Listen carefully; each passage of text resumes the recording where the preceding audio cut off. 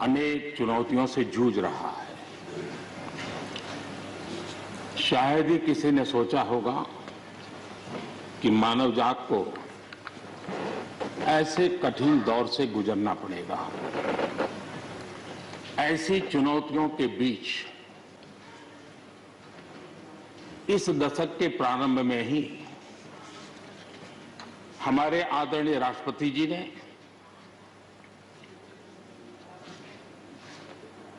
जो संयुक्त सदन में अपना उद्बोधन दिया, वो अपने आप में इस चुनौतियों भरे विश्व में एक नई आशा जगाने वाला, नया उमंग पैदा करने वाला और नया आत्मविश्वास पैदा करने वाला राष्ट्रपति जी का उद्बोधन रहा। आत्मनिर्भर भारत की राह दिखाने वाला और इस दशक के लिए एक मार्ग प्रशस्त करने वाला राष्ट्रपति जी का उद्बोधन रहा। आदरणीय सभापति जी,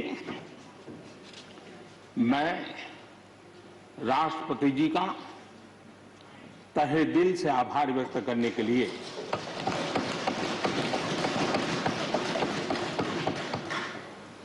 आज आप सबके बीच खड़ा हूं।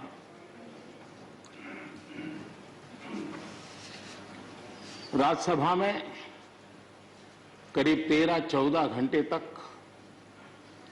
50 से अधिक मान्य सदस्यों ने अपने विचार रखे, बहुमूल्य विचार रखे, अनेक पहलुओं पर विचार रखे और इसलिए मैं सभी आदरणीय सदस्यों का हृदयपूर्वक आभार भी व्यक्त करता हूं इस चर्चा को समृद्ध बनाने के लिए। अच्छा होता कि राष्ट्रपति जी का भाषण सुनने के लिए भी सब होते तो लोकतंत्र की गरिमा और बढ़ जाती और हम सबको कभी गीला शिकवा न रहता कि हमने राष्ट्रपति जी का भाषण सुना नहीं था। लेकिन राष्ट्रपति जी के भाषण की ताकत इतनी थी कि न सुनने के बावजूद भी बहुत कुछ बोल पाए। ये अपने आप में उस भाषण की ताकत थी, उन विचारों की ताकत थी, उन आदर्शों की ताकत थी कि जिसके कारण न सुनने के बाद भी बात पहुंच गई और इसलिए मैं समझता हूं इस भाषण का मूल्य अनेक गुना है। आदरणीय सभापति जी, जैसे मैंने कहा, अनेक चुनौतियों के बीच राष्ट्रपति जी का इस दशक का प्रथम भाषण हुआ। लेकिन यह भी सही है कि जरा पूरे विश्व पटल की तरफ देखते हैं, भारत के युवा मन को देखते हैं, तो ऐसा लगता है कि आज भारत सच्चे अर्थ में एक अवसरों की भूमि है। अनेक अवसर हमारा इंतजार कर रहे हैं और इसलिए जो देश युवा हो, जो देश उत्साह से भरा हुआ हो, जो देश अनेक सपनों को लेकर के संकल्प के साथ सिद्धि को प्राप्त करने के लिए प्रयासरत हो, वो देश इन अवसरों को कभी जाने नहीं दे सकता। हम सब के लिए ये भी एक अवसर है कि हम आजादी के 75 वर्ष में प्रवेश कर रहे हैं। ये अपने आप में एक प्रेरक अवसर है।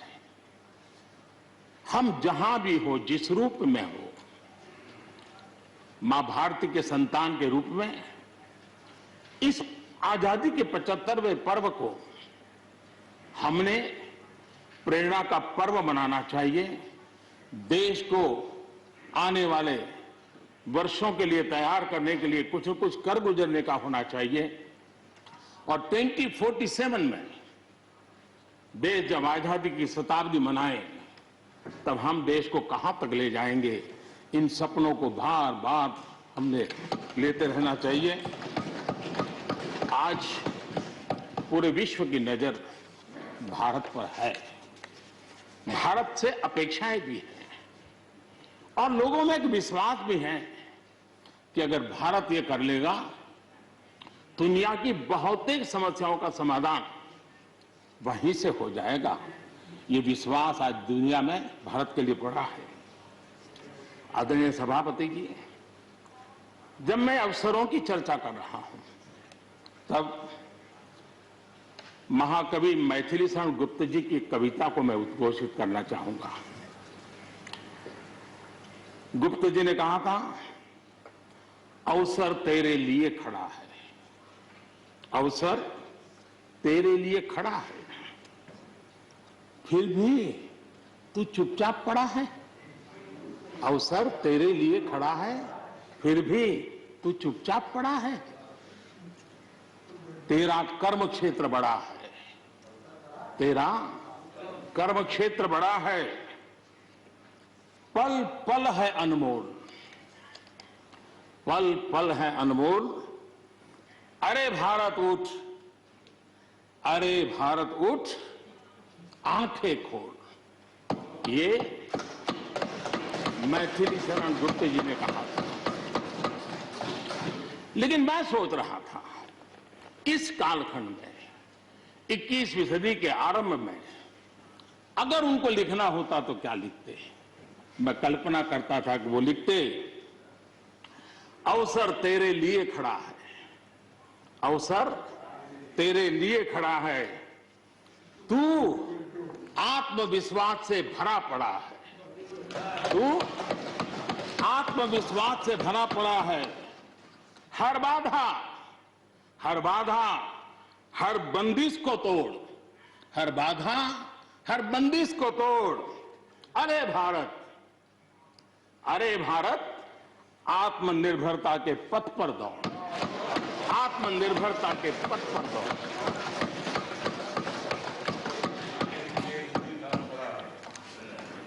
आदरणीय सभापति जी,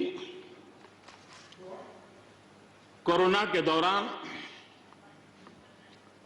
किस प्रकार की वैश्विक परिस्थितियां बनी, कोई किसी की मदद कर सके ये असंभव हो गया। एक देश दूसरे देश को मदद न कर सके, एक राज्य दूसरे राज्य को मदद न कर सके, यहां तक कि परिवार का एक सदस्य दूसरे परिवार की सदस्य की मदद न कर सके, वैसा माहौल कोरोना के कारण पैदा हुआ।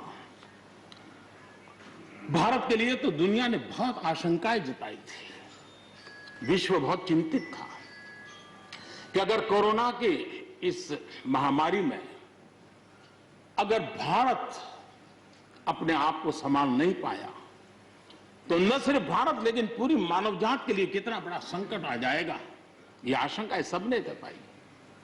करोड़ों लोग फंस जाएंगे, लाखों लोग मर जाएंगे। हमारे यहां भी डराने के लिए भरपूर बातें भी हुई। अरे ये क्यों हुआ, ये मेरा सवाल नहीं है, क्योंकि एक अननोन एनिमी क्या कर सकता है किसी को अंदाज नहीं था। हर एक ने अपने अपने तरीके से आकलन किया था। लेकिन भारत ने अपने देश के नागरिकों की रक्षा करने के लिए एक अननोन एनिमी से, और जिसकी कोई पूर्व परंपरा नहीं थी कि ऐसी चीज को ऐसे डील किया जा सकता है, इसके लिए ये प्रोटोकॉल हो सकता, कुछ पता नहीं था। एक नए तरीके से, नए सोच के साथ हर किसी को चलना था। हो सकता है कुछ विद्वान सामर्थ्यवान लोग, उनको कुछ और विचार हो सकता है, लेकिन था ये कि एक अननोन एनिमी था और हमें रास्ते भी खोजने थे, रास्ते बनाने भी थे और लोगों को बचाना भी था। उस समय जो भी ईश्वर ने बुद्धि, शक्ति, सामर्थ्य दिया, इस देश ने उसको करते हुए देश को बचाने में भरसक काम किया है। और आज दुनिया इस बात का गर्व कर रही है कि इस वाकई भारत ने दुनिया की मानव जात की रक्षा करने में बहुत बड़ी अहम भूमिका निभाई। ये लड़ाई जीतने का यश किसी सरकार को नहीं जाता है। न किसी व्यक्ति को जाता है, लेकिन हिंदुस्तान को तो जाता है। गर्व करने में क्या जाता है? विश्व के सामने आत्मविश्वास के साथ बोलने में क्या जाता है? इस देश ने किया है। गरीब से गरीब व्यक्ति ने इस बात को किया है। उन समय सोशल मीडिया में देखा होगा, फुटपाथ पर एक छोटी झोपड़ी लगा करके बैठी हुई एक बूढ़ी मां, वो भी घर के बाप की झोपड़ी के बाहर दिया जला करके भारत के शुभ के लिए कामना करते। हम उसकी मजाक उड़ा रहे हैं, उस भावनाओं का मखौल उड़ा रहे हैं। समय है, जिसने कभी स्कूल का दरवाजा नहीं देखा था, उसके मन में भी देश के लिए जो भी दिया जला करके भी देश की सेवा कर सकता हूं तो करूं, इस भाव से किया था। और उसने देश में एक सामूहिक शक्ति का जागरण किया था,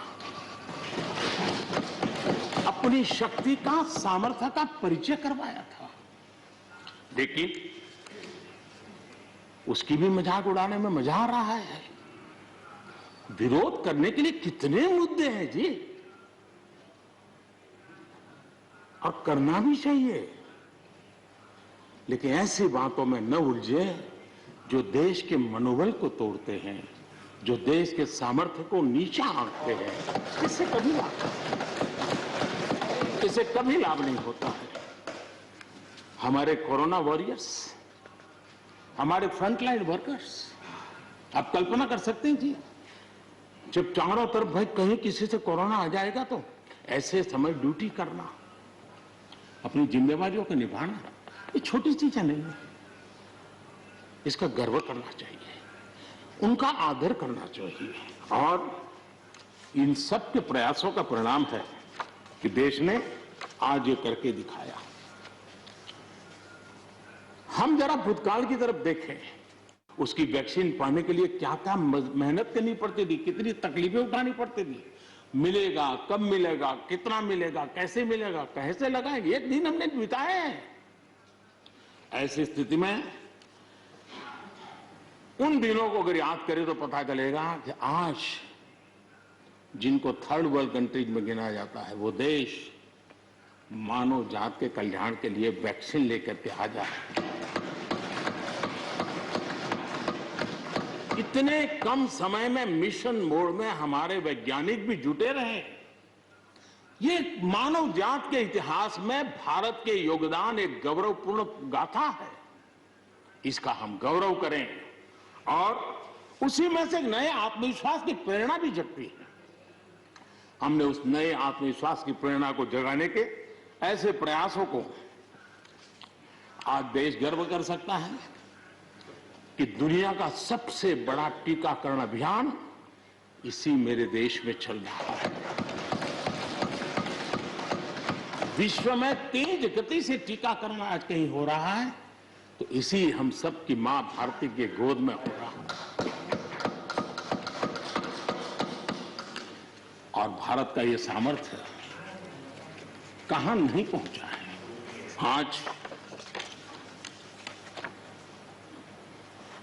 कोरोना ने भारत को दुनिया के साथ रिश्तों में एक नई ताकत दी है। जब शुरुआत में कौन सी दवाई काम करेगी, वैक्सीन नहीं थी, तो सारा विश्व का ध्यान भारत की दवाइयों पर गया। विश्व में फार्मेसी के हब के रूप में भारत उभर करके आया। 150 देशों में दवाई पहुंचाने का काम उस संकट काल में भी इस देश ने किया है। मानव जात की रक्षा के लिए हम पीछे नहीं रहे। इतना ही नहीं, इन समय वैक्सीन के संबंध में भी विश्व बड़े गर्व के साथ कहता है कि हमारे पास भारत की वैक्सीन आ गई है, हमारे पास भारत की वैक्सीन आ गई है। हम सबको मालूम है कि दुनिया के बड़े बड़े अस्पताल में भी बड़े बड़े लोग भी जब ऑपरेशन कराने जाते हैं, कोई बड़े मेजर ऑपरेशन के लिए, और ऑपरेशन थिएटर में जाने के बाद, प्रक्रिया शुरू होने के पहले उसकी आंखें ढूंढती है कि कोई हिंदुस्तानी डॉक्टर है कि नहीं है। और जैसे ही एकाध टीम के अंदर एकाध भी हिंदुस्तानी डॉक्टर दिखता है ना, उसका विश्वास हो जाता है अब ऑपरेशन। ये देश ने कमाया है, इसका हमें गर्व होना चाहिए। और इसलिए इसी गर्व को लेकर के हम आगे बढ़ रहे हैं। इस कोरोना में जैसे वैश्विक संबंधों में भारत ने अपनी एक विशिष्ट पहचान बनाई है, अपना स्थान बनाया है, वैसे ही भारत ने हमारे फेडरल स्ट्रक्चर को इस कोरोना के कालखंड में, हमारी अंतर्भूत ताकत क्या है, संकट के समय हम कैसे मिलकर के काम कर सकते हैं, एक ही दिशा में सब शक्तियां लगा करके हम कैसे प्रयास कर सकते हैं, ये केंद्र और राज्य ने मिलकर के करके दिखाया है। न राज्यों को भी, क्योंकि इस सदन में राज्यों की अपनी फ्लेवर होती है, और इसलिए इस सदन में तो मैं विशेष रूप से राज्यों का भी अभिनंदन करता हूं, और कोऑपरेटिव फेडरलिज्म को ताकत देने का काम, इस कोरोना के संकट को अवसर में पलटने का काम हमारे सभी ने किया है। इसलिए सब कोई अभिनंदन के अधिकारी हैं। यहां पर लोकतंत्र को लेकर के काफी उपदेश दिए गए, बहुत कुछ कहा गया और लेकिन मैं नहीं मानता हूं कि जो बातें बताई गई हैं, देश का कोई भी नागरिक इस पर भरोसा करेगा। भारत का लोकतंत्र ऐसा नहीं है कि जिसकी खाल हम इस प्रकार से उधेड़ सकते हैं। ऐसी गलती हम न करें। और मैं श्रीमान डेरेक जी की बात सुन रहा था, बढ़िया बढ़िया शब्दों का प्रयोग हो रहा था, फ्रीडम ऑफ स्पीच,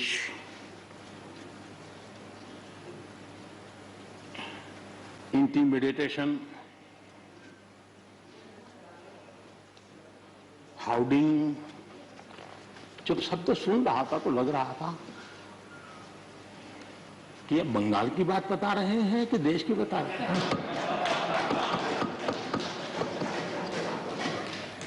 स्वाभाविक है, 24 घंटे वही देखते हैं, वही सुनते हैं, तो वही बात शायद गलती से यहां बता दी होगी। कांग्रेस के हमारे बाजवा साहब भी काफी अच्छा बता रहे थे इस बार, और इतना लंबा खींच करके बता रहे थे तो मुझे लग रहा था बस आप थोड़ी देर में ये इमरजेंसी तक पहुंच जाएंगे। मुझे लग रहा था थोड़ी देर में, एक कदम बार बाकी है, वो 84 तक पहुंच जाएंगे, लेकिन वो वहां नहीं गए। खैर, कांग्रेस देश को बहुत निराश करती है, आपने भी निराश कर दिया।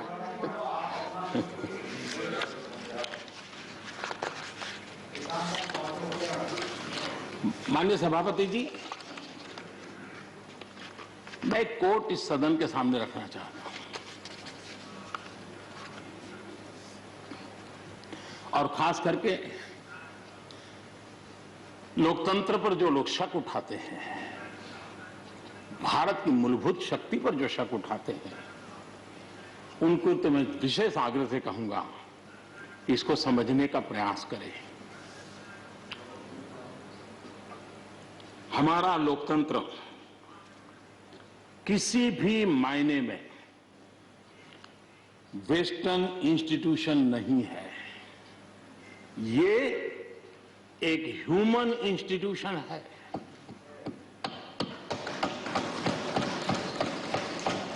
भारत का इतिहास लोकतांत्रिक संस्थानों के उदाहरणों से भरा पड़ा है।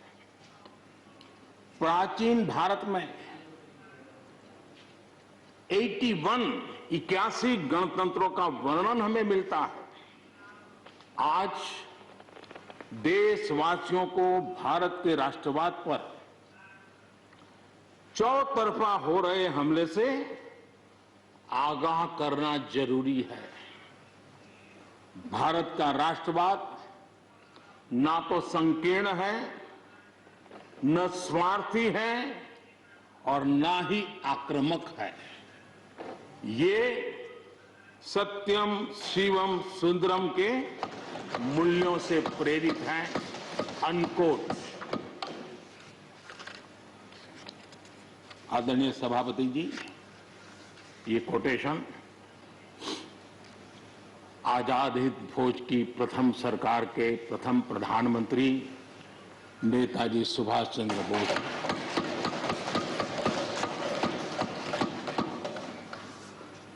और संयोग है कि 125वीं जयंती आज हम मना रहे हैं, लेकिन दुर्भाग्य इस बात का है कि जाने अनजाने में हमने नेताजी की इस भावना को, नेताजी के इन विचारों को, नेताजी के इन आदर्शों को भुला दिया।